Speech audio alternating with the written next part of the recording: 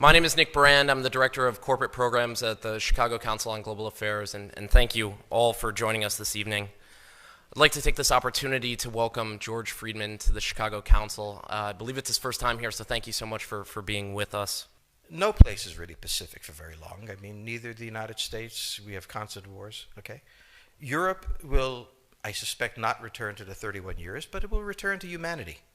They will have their wars, they will have their peace, they will live their lives. It will not be 100 million dead, but the idea of the European exceptionalism, I think, is the one suffering the first death. There will be conflict. There was conflict in Yugoslavia, and there's certainly conflict now in Ukraine. As to the relationship to the United States, we no longer have a relationship with Europe. We have a relationship with Romania, we have a relationship with France. There is no Europe to have a relationship with. Yes, the gentleman in the fourth row over here. Excuse me. By the way, I'm a subscriber. Is Islamic extremism really the major threat to the United States, and will it die on its own, or will it keep growing?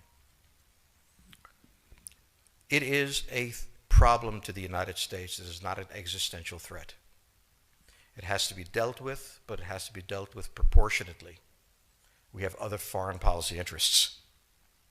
So, the primordial interest of the United States, over which for a century we have fought wars, the First, Second Cold War, has been the relationship between Germany and Russia, because united they are the only force that could threaten us, and to make sure that that doesn't happen.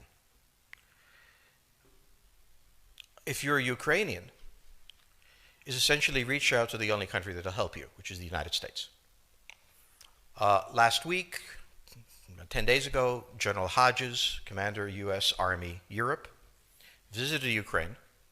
He announced that U.S. trainers would now officially be coming, not just unofficially coming. He actually pinned medals on Ukrainian fighters, which by protocol of the military is not the way. Foreigners don't get to pin on, medals, but he did, showing that this was his army. He then left and in the Baltics announced that the United States would be pre-positioning armor, artillery, and other equipment in the Baltics, Poland, Romania, and Bulgaria, which is a very interesting point. So the United States, and now yesterday the United States announced that it would be sending weapons. Tonight, of course, they denied it, but they are. The weapons will go. In all of this, the United States has acted outside the context of NATO. Because NATO has to have a 100% vote. Any one country can veto anything. And the Turks will veto it just for giggles. The point is that the United States is prepared to create a cordon sanitaire around Russia. Russia knows it. Russia believes that the United States intends to break the Russian Federation. I think that, as Peter Lorre put it, we don't want to kill you, we just want to hurt you a little bit. Either way, we are back in the old game. And if you go ask a Pole or a Hungarian or a Romanian, they live in a totally different universe from a German. And they live in a totally different universe from a Spaniard. So there is no commonality in Europe. But if I were a Ukrainian, I would do exactly what they're doing. Try to draw the Americans in. All right, next question, please. The United States has a fundamental interest. It controls all the oceans of the world. No power has ever done that. Because of that, we get to invade people and they don't get to invade us. It's a very nice thing. Maintaining control of the sea and control of space is the foundation of our power. The best way to defeat an enemy fleet is to not let it be built. The way the British managed to make certain that no European power could build a fleet was to make sure the Europeans were at each other's throats. The policy that I would recommend is the one that Ronald Reagan adopted toward Iran and Iraq. He funded both sides so they would fight each other and not fight us. This was cynical. It was certainly not moral. It worked. And this is the point. The United States cannot occupy Eurasia. The moment the first boot sets the ground, the demographic differential is we are totally outnumbered. We can defeat an army. We cannot occupy Iraq. The idea that 130,000 men would occupy a country of 25 million, well, the ratio in New York of cops to citizens was greater than we had deployed in Iraq. So we don't have the ability to go across, but we do have the ability to, first, support various contending powers so they concentrate in themselves with political support, some economic support, military support, advisors, and in extremis, do what we did in Japan, in Vietnam, in Iraq, and in Afghanistan, spoiling attacks. The spoiling attack is not intended to defeat the enemy. It's intended to throw him off balance.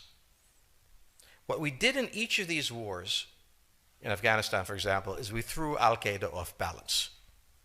The problem we have, since we're young and stupid, is that having thrown them off balance, instead of saying, okay, job well done, let's go home, we said, well, that was easy. Why don't we build a democracy here? This was the moment of dementia that came in. The answer, therefore, is the United States cannot constantly be intervening throughout Eurasia. It must be selectively intervening and very rarely.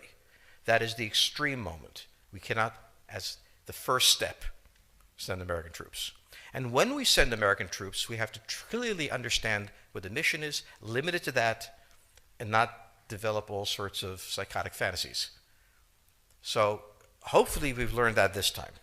It takes a while for kids to learn lessons. But I think you're absolutely right. We cannot, as an empire, do that. Britain didn't occupy India. It took various Indian states and turned them against each other and provided some British officers for an Indian army. The Romans did not send vast armies out there. It placed kings like, various kings it created under the emperor, and those kings were responsible for maintaining the peace. Pontius Pilate was an example.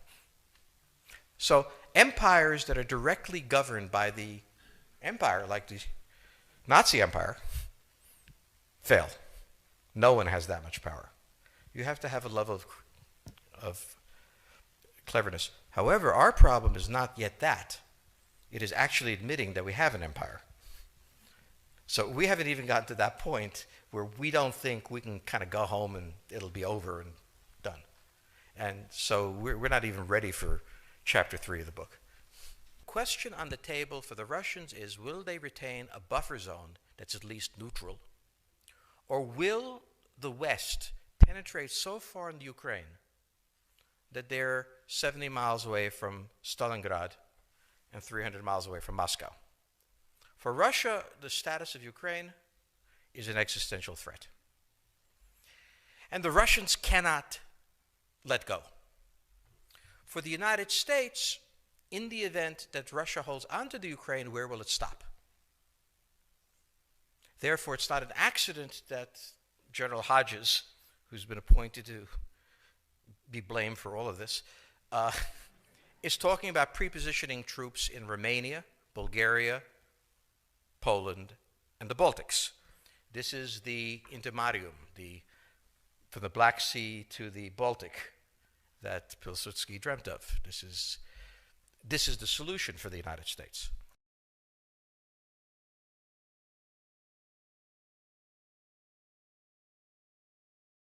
The issue to which we don't have the answer is, what will Germany do?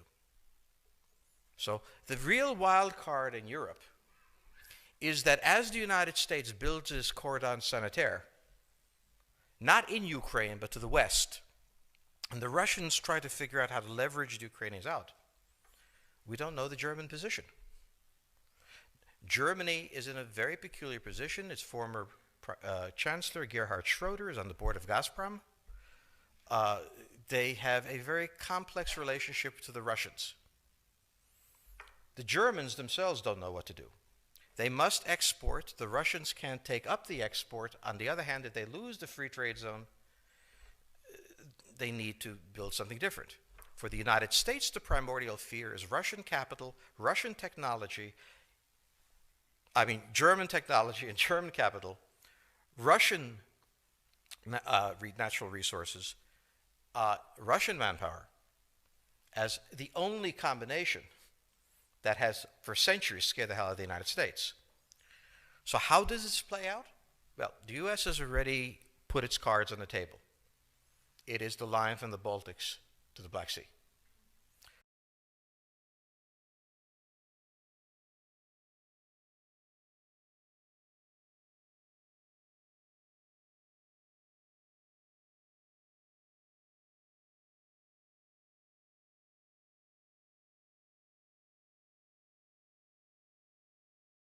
For the Russians, their cards have always been on the table. They must have at least a neutral Ukraine, not a pro-Western Ukraine. Belarus is another question. Now, whoever can tell me what the Germans are going to do is going to tell me about the next 20 years of history. But unfortunately, the Germans haven't made up their mind. And this is the problem of Germany always. Enormously economically powerful, geopolitically very fragile, and never quite knowing how to reconcile the two. Ever since 1871, this has been the German question, the question of Europe. Think about the German question, because now it's coming up again. That's the next question that we have to address. And we don't know how to address it. We don't know what they're going to do. And unfortunately, that's all we have time for this evening.